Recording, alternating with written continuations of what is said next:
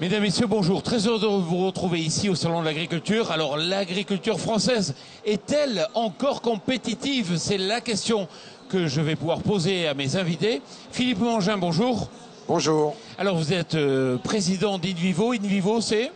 Invivo, c'est le premier groupe à capitaux coopératifs en France. Il réunit 216 coopératives françaises qui adhèrent pour, ensemble, essayer de gagner la bataille de la compétitivité. Bon, justement. Jean-Marie Serroni, bonjour. Bonjour. Alors, vous êtes agroéconomiste et auteur d'un ouvrage. L'agriculture française, une diva à réveiller, avec un point d'interrogation.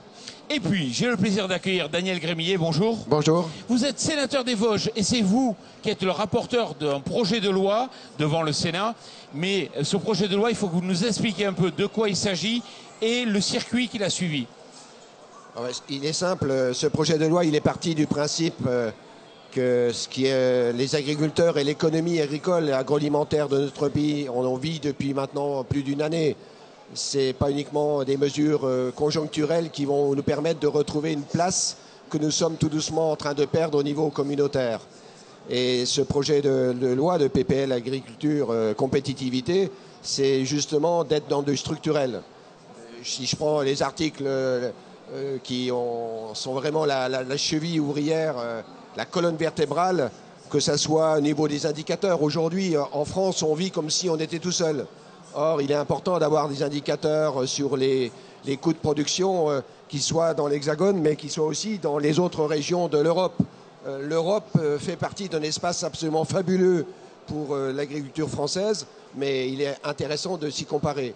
Le deuxième article, qui est un article qui permet d'utiliser un peu le médiateur de la République pour éviter d'être considéré comme entravant la loi de la libre concurrence et d'utiliser ce médiateur pour faire des rencontres des maillons de la filière, du producteur, du transformateur, des différents transformateurs et aussi du distributeur.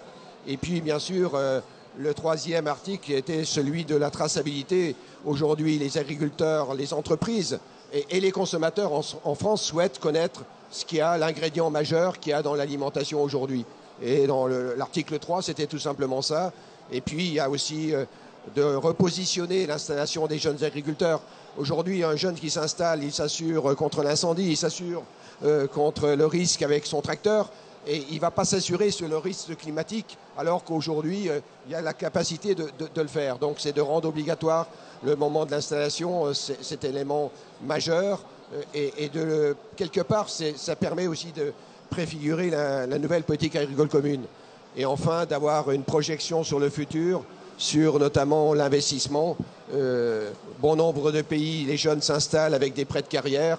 Nous, en France, on est encore sur une capacité d'installation sur 10-15 ans. C'est bien trop court, c'est bien trop rapide. Alors, où en est-on? Quel est le calendrier de ce projet de loi un peu mouvementé?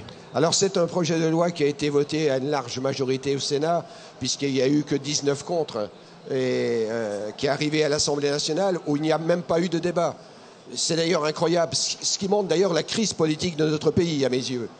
Un pays qui est en pleine crise, où il y a des questions qui sont posées de manière très profonde dans tous les territoires, au niveau des agriculteurs, au niveau de l'économie agroalimentaire, au niveau des entreprises, au niveau du marché. Et puis se permettre le luxe, dans un pays démocratique, de même pas débattre du travail qui a été fait uniquement par posture politique, c'est quand même regrettable. Ce qui fait que cette loi n'a même pas été examinée, il n'y a pas eu d'amendement d'examiner. Elle revient au Sénat et elle va être à nouveau examinée au Sénat le 23 mars. Ça veut dire que tout va aller très vite et le Sénat va à nouveau travailler. Je suis en train, en tant que rapporteur, d'affiner un certain nombre d'articles pour encore mieux positionner un certain nombre d'éléments structurels au niveau de la compétitivité de l'agriculture. Et elle devrait repasser devant l'Assemblée avant les vacances parlementaires?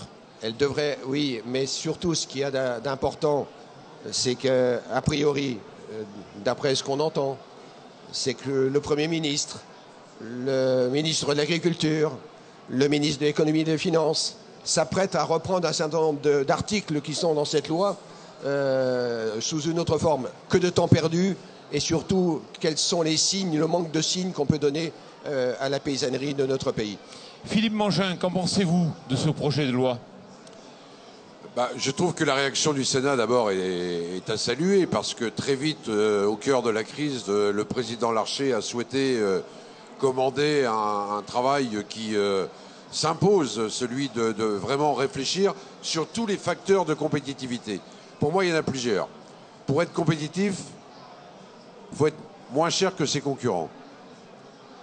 Force est de constater que ce n'est pas le cas en France et que pour baisser les charges, les pouvoirs publics doivent aider les agriculteurs à ce que ce soit le cas.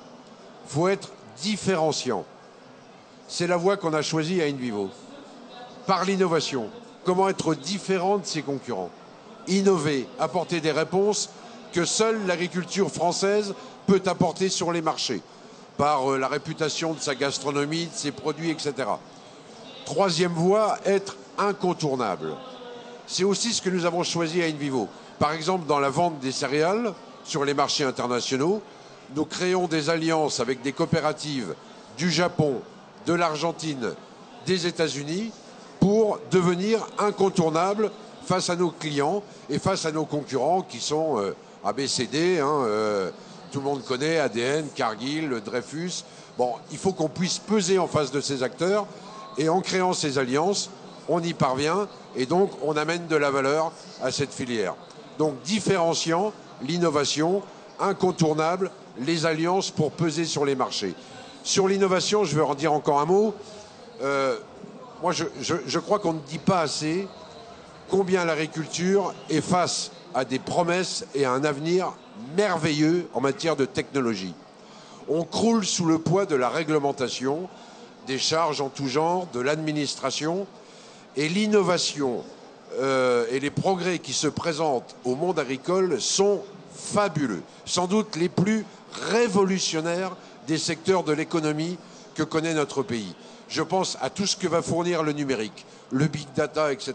Je pense à l'agriculture de précision qui va apporter un champ de possibilités pour les agriculteurs extraordinaires. Je pense au biocontrôle. À InVivo, nous venons d'acquérir Bioline, la filiale de Syngenta qui vient d'être achetée par les Chinois. On s'est empressé d'aller les voir pour leur dire ça, non, pas pour la Chine. On est candidat. On a maintenant dans le biocontrôle une palette de réponses aux agriculteurs. Tout ça, c'est du progrès. Ce n'est pas les solutions du passé.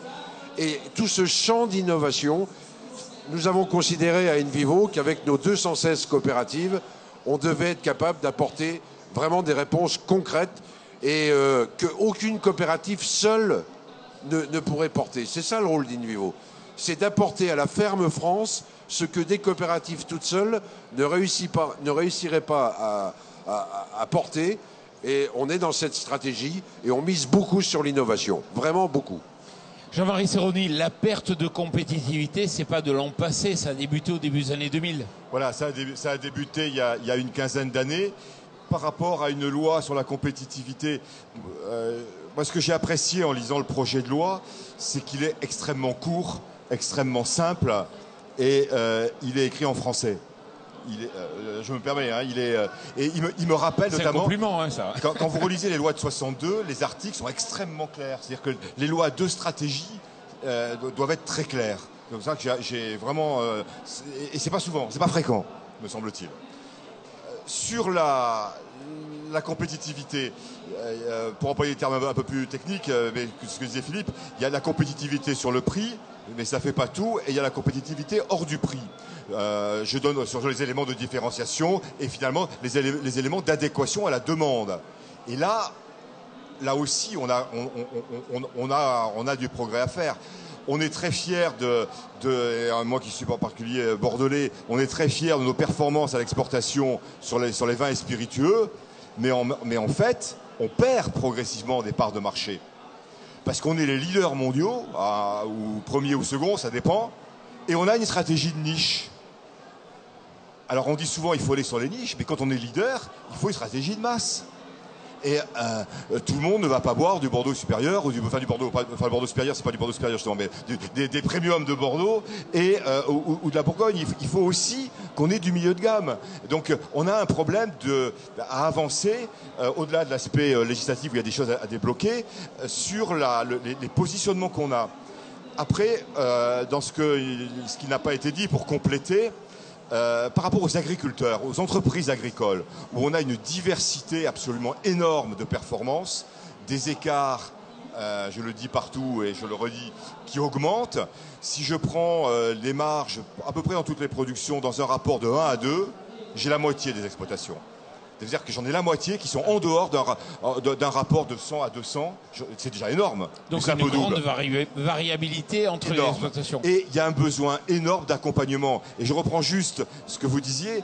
Quand on est obligé, et c'est sûrement ça qu'il faut faire, d'imposer à un jeune, en plus, donc à l'avenir de l'agriculture française, le fait de s'assurer, quand il faut l'imposer par la loi, et j'ai longtemps travaillé dans un organisme de conseil, il y a bien un problème énorme d'accompagnement des exploitations agricoles dans ce progrès, et qui plus est avec les avancées et les révolutions, j'ai pas peur des mots, les révolutions que vous évoquiez sur le numérique, le métier va s'exercer autrement. Et c'est un vrai enjeu de compétitivité que de savoir accompagner les agriculteurs au-delà des chicayas entre les organisations, dans lesquelles j'ai joué longtemps aussi. Mais...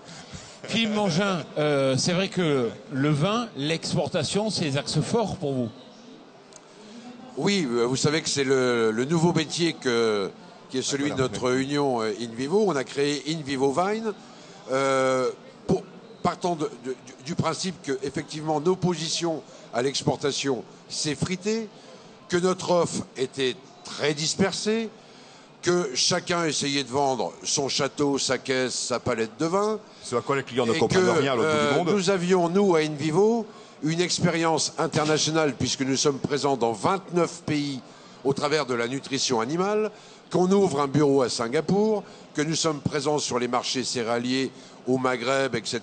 On s'est dit, mais pourquoi ne pas offrir à cette filière vin tout ce réseau qui est le nôtre sur le plan commercial et toute cette capacité qui est la nôtre à fédérer les coopératives. Et au fond, avec le premier acteur coopératif de la filière vin, Vinadéis, anciennement Val d'Orbieu, nous créons un pôle qui vise à construire une vraie stratégie d'exportation derrière une marque. Parce que il faut que le client se repère, quoi. En l'occurrence, cette filière vin manque complètement de lisibilité quand on est sur les marchés internationaux. On a racheté la société Cordier, et avec Cordier, on espère construire une marque et faire monter la valeur des premiers prix de vin qui, aujourd'hui, dans le Bordelais, partent à 4 € ou à 5 €.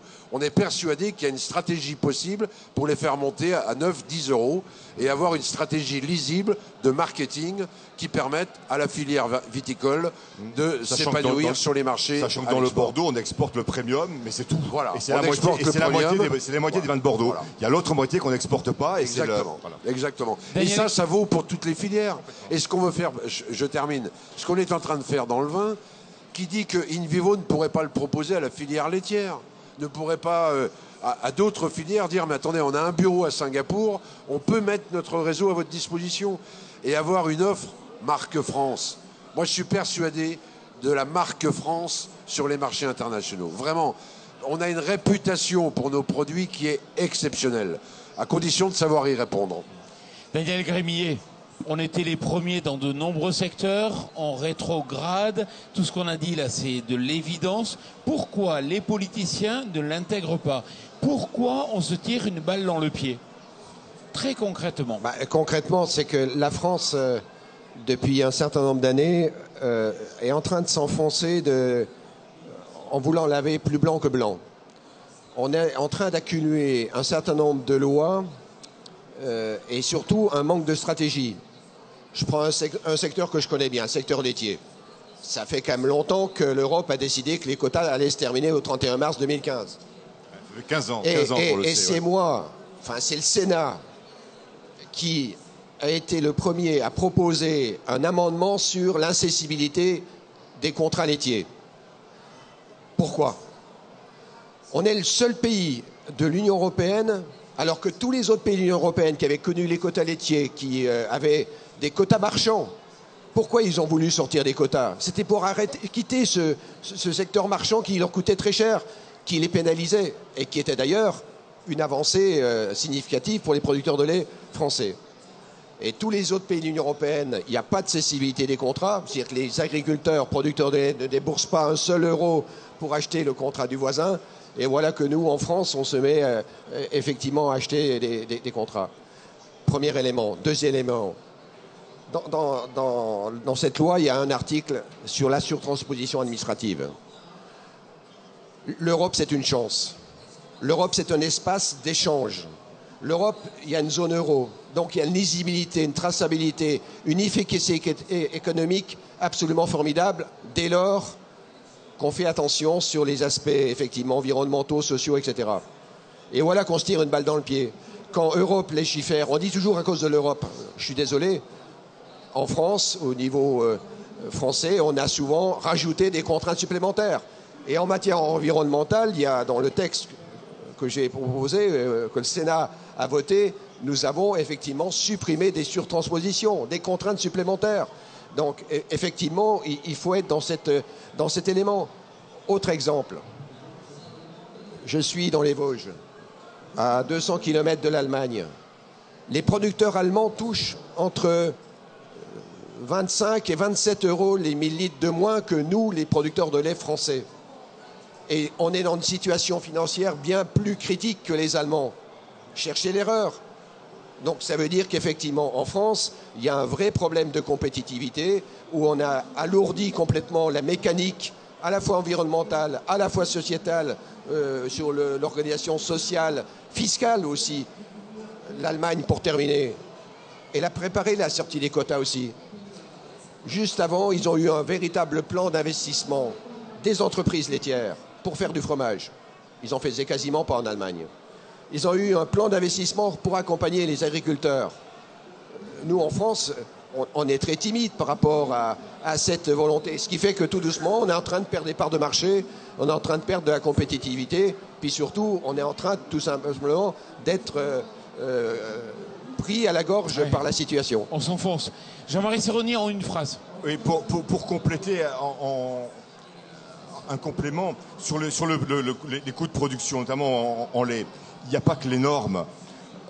On constate que plus le prix du lait est élevé, plus les charges, les coûts de production sont élevés. Un exemple qu'on avait étudié quand j'étais au CERF France, entre la Bretagne et la Normandie, mon département de la Manche-en-Castraillé, la Bretagne, c'est vraiment tout près. Il y a 20 euros au 1000 litres d'écart de prix. Les Bretons sont payés 20 euros de moins que les Normands pour le même lait. Eh bien, au niveau des résultats, on a les mêmes. Et quand on décortique, ce sont les coûts de production qui sont plus importants dans la Manche, alors qu'en plus, il y a la production herbagère qui devrait permettre d'avoir des productions les plus bas. Donc on a tout un travail technico-économique. On a l'impression qu'on est passé ça, que c'était nos grands-parents, mais non. On a tout ce travail technico-économique à poursuivre ou à reprendre dans beaucoup d'exploitations. Philippe Mangin, toute dernière question, parce qu'on est bientôt au terme de cette émission. Alors, vous êtes à l'international, à l'export, mais vous êtes aussi au plus près du consommateur. Vous développez une chaîne, des magasins, Frédici. Moi, je crois que le grand défi qui est lancé à l'agriculture, c'est de mettre la même énergie sur les marchés de proximité, ce qu'on appelle couramment les circuits courts, que sur l'exportation. Construire des filières courtes et des filières longues. L'exportation, vraiment, c'est pas la capacité pour l'agriculture française d'écouler ses excédents. On l'évoque encore en ces termes-là, mais c'est incroyable. L'agriculture française est réclamée dans le monde entier. Et c'est par devoir qu'on doit essayer de répondre à cette attente. L'Afrique, c'est à notre porte. À Gibraltar, c'est 13 km pour traverser la Méditerranée et aller sur le continent africain, qui va être le plus peuplé demain au monde. Et les marchés de proximité. Eh bien, on y travaille.